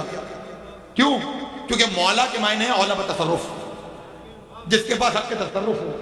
مولا کے پاس حق کے تصرف ہے ہم پر، ہماری جان پر، ہماری مال پر، ہماری اولاد پر. ٹھیک ہے. اب اگر حضور اس منزل پہ یہ کہہ دیتے کہ جس کا میں نبی اس کے یہ امام، حضور امت کو جانتے تھے، امت بڑھ کے یہ کہتی کہ صاحب یہ نبی ہیں، یہ امام ہیں. نبی کا حق کے تصرف اور ہوتا ہے، امام کا حق کے تصرف اور ہوتا ہے. مگر یہاں جو لفظ مولا اپنے لیے منتخب کیا وہی لفظ مولا علی کے لیے منتخب کیا، تاکہ قیامت تک کے لیے طے ہو جائے کہ جو حق کے تصرف نبی کا ہے وہی حق کے تصرف علی کا.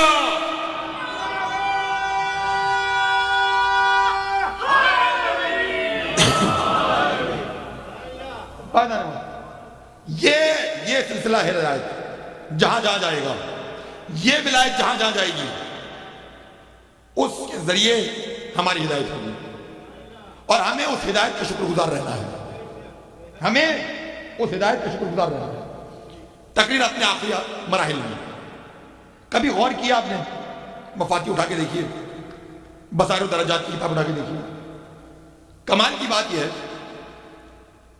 کہ ہر مخصوصی پہ پروردگار چاہتا ہے کہ حسین کی زیارت کو جاؤ. غور کیجیے گا، ہر مخصوصی پہ پروردگار چاہتا ہے حسین کی زیارت کو جاؤ. عاشور ہو جاؤ حسین کی زیارت کو، اربعین ہو جاؤ حسین کی زیارت کو،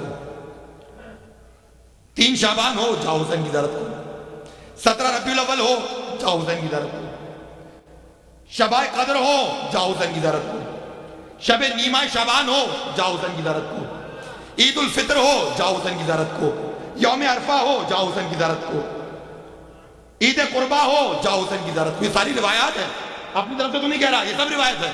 سب میں چاہتا ہے پروردگار کہ جاؤ حسین کی زیارت کو. سوال کریں پروردگار یہ ہر بار حسین کی زیارت کو کیوں بھیج رہا ہے؟ ہر بار حسین کی زیارت کو کیوں بھیج رہا ہے؟ جانتے جواب کیا آئے گا؟ جواب یہ آئے گا کہ پہچانو وسیلے کو. اگر حسین نہ ہوتا تو نہ رجب کی سعادت ملتی، نہ رمضان کے روزے نصیب ہوتے، نہ عید قربہ.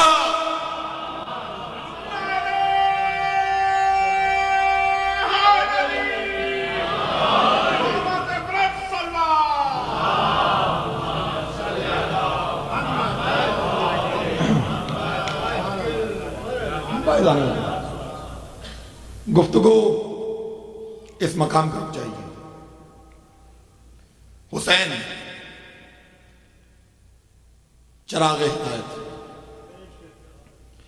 اور اس فریضہ ہدایت کو سر انجام دینے کے لیے اجر رسالت مانگا گیا، اور امت نے کس انداز میں اجر رسالت پیش کیا، کس انداز میں اجر رسالت پیش کیا. یعنی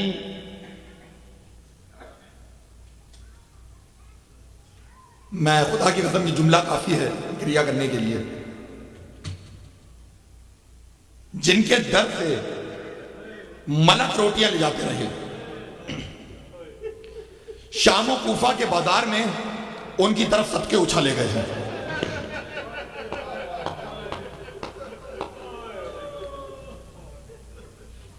خدا کی قسم کوئی بخل نہ کرے، جتنی سینے میں طاقت ہوئی میں پڑھوں گا. آج یہی حق ہے. خدا کی قسم یہی حق ہے. حسین کی لاڈلی بیٹی ہے سکینہ.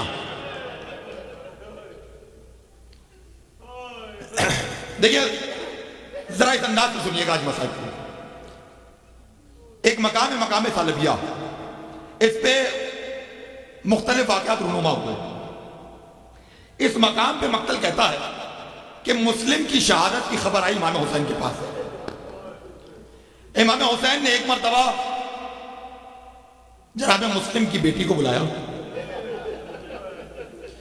سر پہ دست شفقت رکھا، تسلی کے بول ادا کیے، پرسہ پیش کیا، کہا بیٹی نہ گھبرانا، اگر تیرا بابا چلا گیا آج سے حسین تیرا بابا ہے. دیکھیں اسی قافلے میں 4 سالہ سکینہ بھی ہے نا. سکینہ نے اپنے باپ کی سیرت سے دیکھا کہ جب کوئی یتیم ہوتا ہے لوگ سر پہ دست شفقت رکھتے ہیں، جب کوئی یتیم ہوتا ہے لوگ تسلی دیتے ہیں، جب کوئی یتیم ہوتا ہے لوگ پرسہ دیتے ہیں، جب کوئی یتیم ہوتا ہے لوگ دلاسا دیتے ہیں. اب آئی ہے شام غریبہ. شام غریبہ سکینہ یتیم ہو گئی. ہو سکتا ہے دل میں کہیں گمان ہو، کوئی آئے گا سر پہ دست شفقت رکھے گا، کوئی آئے گا تسلی دے گا، کوئی آئے گا پرسہ دے گا. آنے والا آیا، سر پہ دست شفقت نہ رکھا، منہ پہ تماچے. آنے والا آیا، پرسہ نہ دیا، تازیہ نہ مارا. آنے والا آیا، تسلی نہ دی، دامن میں آ. اجرکم اللہ تعالی، اجرکم اللہ تعالی. دیکھو حسین کی لاڈلی بیٹی ہے. میں بیان کروں کتنی لاڈلی بیٹی ہے.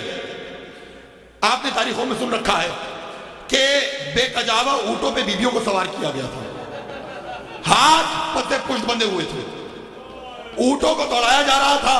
جب اونٹ دوڑتے تھے تو بچے گودیوں سے گرتے تھے. اب روایت سن لیں، سفر میں چلتے چلتے ایک مقام ایسا آیا کہ جس نیزے پہ حسین کا سر بلند تھا وہ زمین میں گڑ گیا. وہ زمین میں گڑ گیا. سب نے کوشش کی کسی طرح وہ نیزہ آگے بڑھے، نیزہ آگے نہیں بڑھتا. ایک مرتبہ شمر نے کہا مجھے معلوم ہے نیزہ کیسے آگے بڑھے گا. اس نے تازیانہ اٹھایا، چلا عابد بیمار کی پشت پہ مارنے کے لیے. غریب کے پشت پہ تازیانہ مارا، غریب تڑپ گیا. ایک مرتبہ ہتھکڑیوں کو سنبھالا، بیڑیوں کو سنبھالا، نیزے کے قریب آئے، کہا بابا آپ پر میرا سلام، مگر بابا یہ نیزہ آگے نہیں بڑھتا، یہ ہم پہ تازیانہ برساتے. حسین کے سر سے آواز آئی، اے سید سجاد تیرا باپ تجھ پر نثار، مگر سید سجاد میں کیا کروں. وہ سواری جس پہ سکینہ سوار تھی، سفر میں چلتے چلتے سکینہ کہیں گر گئی ہے. جب تک سکینہ نہ آئے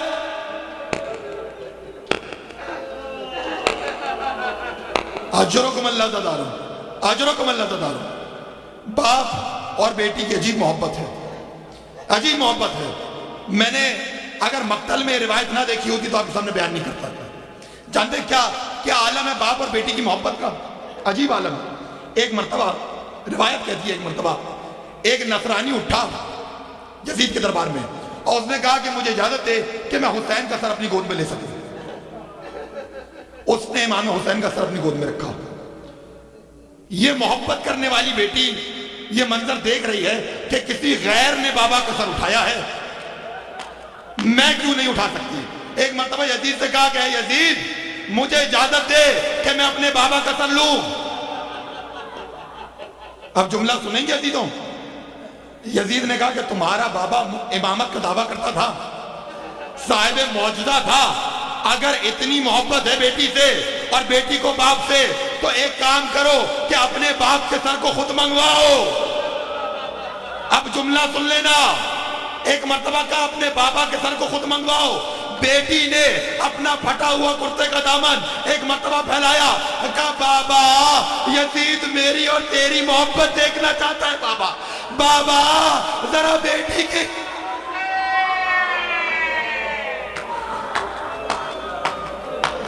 اجرکم اللہ تدارو، اجرکم اللہ تدارو. خدا کی قسم میں کیسے روایت بیان کروں، میں کیسے روایت بیان کروں. اور اگر آج بھی نہ پڑھوں تو کب پڑھوں؟ میں روایت پیش کر دوں. جب اہل حرم آئے ہیں نا تو یزید نے ایک مسخرہ بلایا ہوا تھا، عراق کا بہترین مسخرہ، ایک عراق کا بہترین مسخرہ، اس نے اپنا بہترین فن پیش کیا۔ ایک مرتبہ یزید نے کہا مام کیا مانگتا ہے؟ اب جسے ماتم آتا ہو کم سے کم وہ ماتم ضرور کرے، کہا مام کیا مانگتا ہے؟ اس مسخرے نے ایک مرتبہ اپنے ہاتھ سے حسین کی بیٹی کی جانب اشارہ کیا، کہا یہ بچی مجھے کنیزی میں دے۔ اتنا سننا تھا، سکینہ تڑپ گئی، پھوپھی کا دامن پکڑا، کہا پھوپھی اماں یہ وقت بھی آنا ہے۔ جلال میں آ کے پھوپھی نے کہا جب تک پھوپھی زندہ ہے، جب تک پھوپھی زندہ ہے یہ وقت نہیں آ سکتا۔ ایک مرتبہ اسے مخاطب کیا، کہا جانتا ہے کیا مانگ رہا ہے؟ اہل حرم کو کنیزی میں مانگ رہا۔ اتنا سننا تھا، اس نے کانپنا شروع کیا، خیمے کے پیچھے گیا، اور اب جو واپس آیا اپنا ایک ہاتھ کٹا ہوا دوسرے ہاتھ میں رکھا تھا، پھینک کے کہہ رہا تھا بی بی اس ہاتھ سے اشارہ کیا۔ اجرکم اللہ تدارو، خدا کسی غم میں نہ رلوائے سوائے غم حسین کے۔ جملہ سننا، قافلہ زندان پہنچا، زندان کی شدت یہ تھی، روایت نے لکھا کہ اہل حرم کی جلد جھلس گئی تھی، اتنی شدت تھی زندان کی۔ ایسے میں وہی دن گزارتے ہوئے ایک مرتبہ بچی نے عالم خواب میں اپنے بابا کو دیکھا۔ عالم خواب میں بچی نے اپنے بابا کو دیکھا۔ جملہ سنیں گے عزیزوں؟ بے اختیار رونا شروع کیا، ایک ہنگام برپا ہوا، زندان سے خبر پہنچی یزید کے بعد۔ یزید نے سوال کیا یہ شور کیسا ہے، یہ شور کیسا ہے؟ کسی نے جواب دیا کہ حسین کی جو 4 سالہ بچی ہے خواب میں ڈر گئی ہے، اپنے بابا کا سر مانگ رہی ہے، اپنے بابا کا سر مانگ رہی ہے۔ کہا جاؤ سر پہنچا دو۔ اب جملہ سنیے گا عزیزو، ایک تشت تھا، تشت میں سر تھا، سر کے اوپر ایک رومال ڈلا ہوا تھا۔ سکینہ کے پاس ایک مرتبہ تشت لایا گیا، بچی پہ ساختہ روتی جا رہی ہے، کہا بابا کا سر چاہیے، بابا کا سر چاہیے۔ ایک مرتبہ تشت کو دیکھا، عجیب جملہ تھا، کہا مجھے کھانے کو کچھ نہیں چاہیے، مجھے میرے بابا کا۔ پھوپھیوں نے کہا بیٹا تیرے بابا کا سر آیا ہے، بیٹا تیرے بابا کا سر آیا ہے بیٹا۔ ایک مرتبہ بچی نے دوڑ کے باپ کا سر اٹھایا، اپنی گود میں رکھا۔ دیکھیں 3 بہن ہیں سکینہ کے، جو باپ کے سر کو دیکھ کے کیے۔ پہلا بہن کہا بابا یہ تیری گردن کس نے کاٹی بابا؟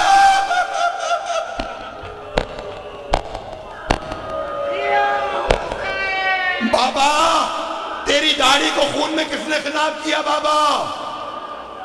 دوسرا بہن ایک مرتبہ پھوپھی کی جانب دیکھا، کہا بابا آپ کے جانے کے بعد پھوپھی کو بے مکنا چادر۔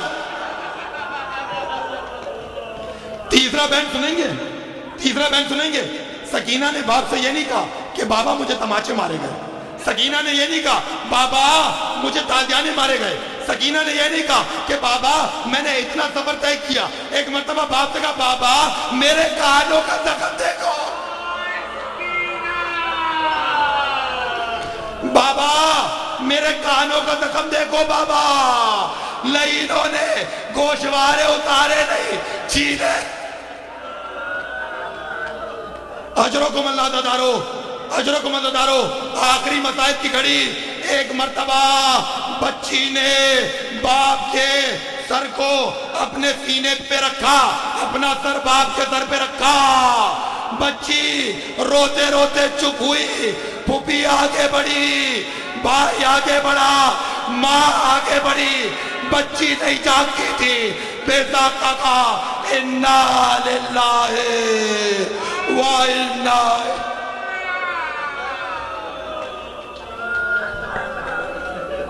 ماتم حسین۔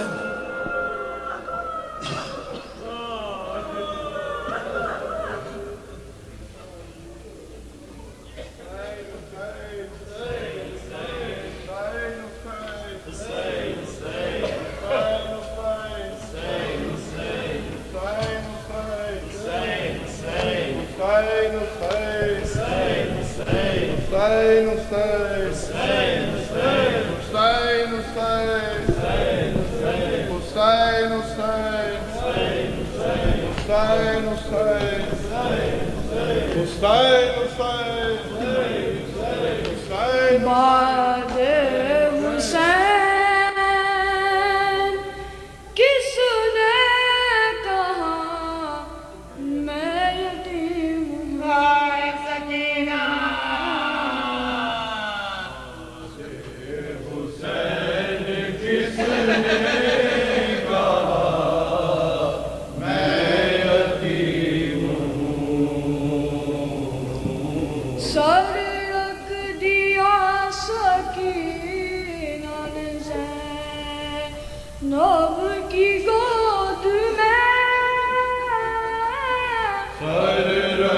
دیا سکینہ نے زینب کی گود میں سر رکھ دیا سکینہ نے زینب کی گود میں رکھنا پھوپھی خیال میرا میں یتیم ہوں حسین کس نے کہا میں یتیم ہوں میں اپنے آنسوؤں سے بجھا لوں گی اپنی پیاس میں اپنے آنسوؤں سے بجھا لوں گی اپنی پیاس میں اپنے آنسوؤں سے بجھا لوں گی اپنی پیاس دریا سے لوٹ آؤ چچا میں یتیم ہوں بارے حسین کس نے کہا میں یتیم ہوں رو کر کہا سکینہ نے لاش حسین پر رو کر کہا سکینہ نے لاش حسین پر رو کر کہا سکینہ نے لاش حسین پر اب جا کے یقین ہوا میں یتیم ہوں بارے حسین کس نے کہا میں یتیم ہوں مقتل سے سوئے شام یہ کہتی ہوئی چلی مقتل سے سوئے شام یہ کہتی ہوئی چلی مقتل سے سوئے شام یہ کہتی ہوئی چلی بابا میرا شہید ہوا میں یتیم ہوں بارے حسین کس نے کہا میں یتیم ہوں حسین حسین حسین حسین حسین حسین حسین حسین حسین آتی ہے سکینہ کی صدا کرب و بلا سے آتی ہے سکینہ کی صدا کرب و بلا سے آتی ہے سکینہ کی صدا کرب و بلا سے آتی ہے سکینہ کی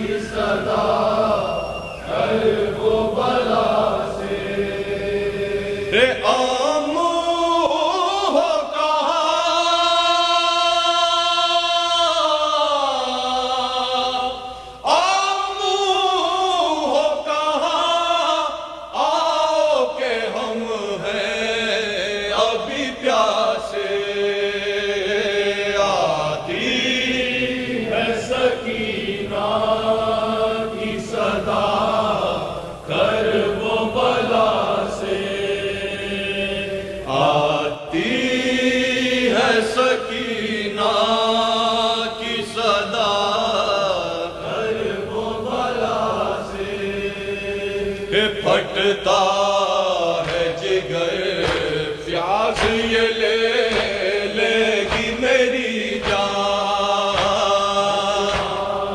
ہے جگر پیاس یہ لے گی میری جان، پھٹتا ہے جگر پیاس یہ لے گی میری جان، ہے جگر پیاس یہ لے گی میری جان، بچ بھی بچ بھی گئے شمر کے دروں کی سزا سے،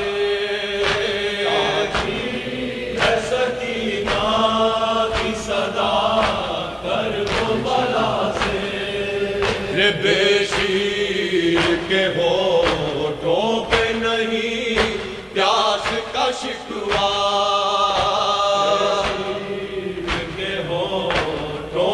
نہیں پیاس کا شکوہ، تر کر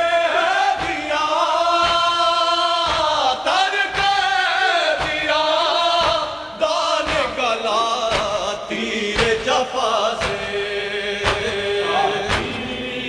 سکینہ کی صدا کرب و بلا سے، جوڑل کو گیا رن سے کہاں آیا پلٹ کر،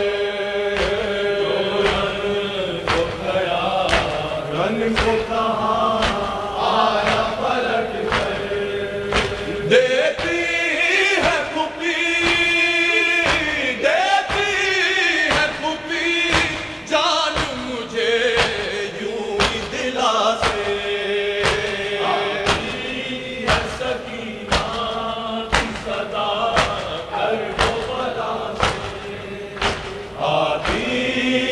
سکینہ کی صدا کرب و بلا سے، سنتی ہوں یتیموں کی دعا رد نہیں ہوتی، یتیموں کی دعا رد نہیں ہوتی، یارا مجھے مل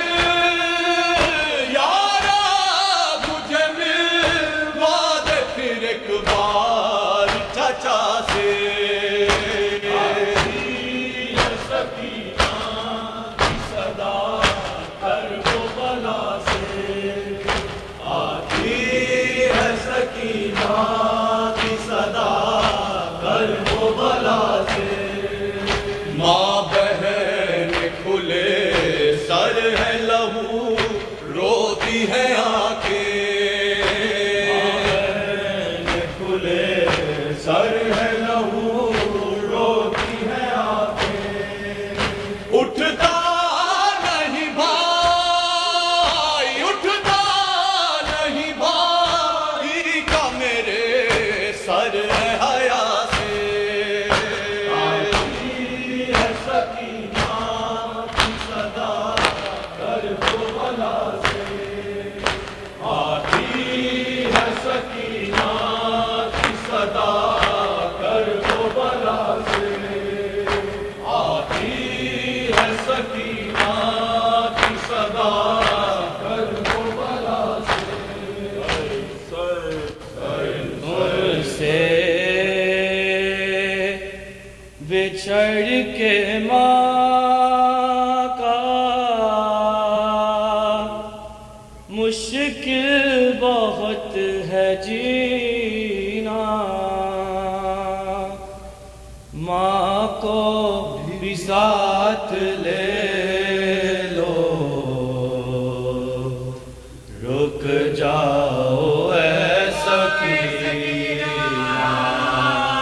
رک جاؤ اے سکینہ، رک جاؤ اے سکینہ، تم سے بچھڑ کے ماں کا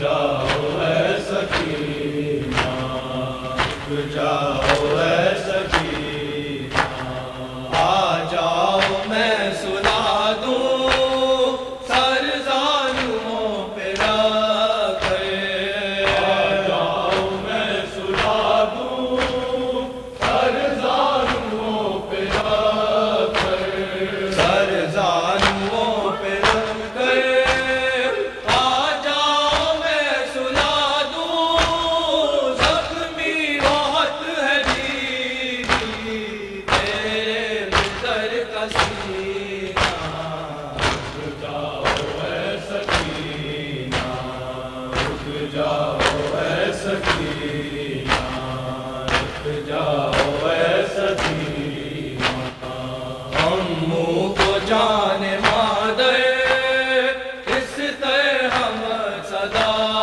दो, को जाने मादे इस तरह हम सदा दो, इस तरह हम सदा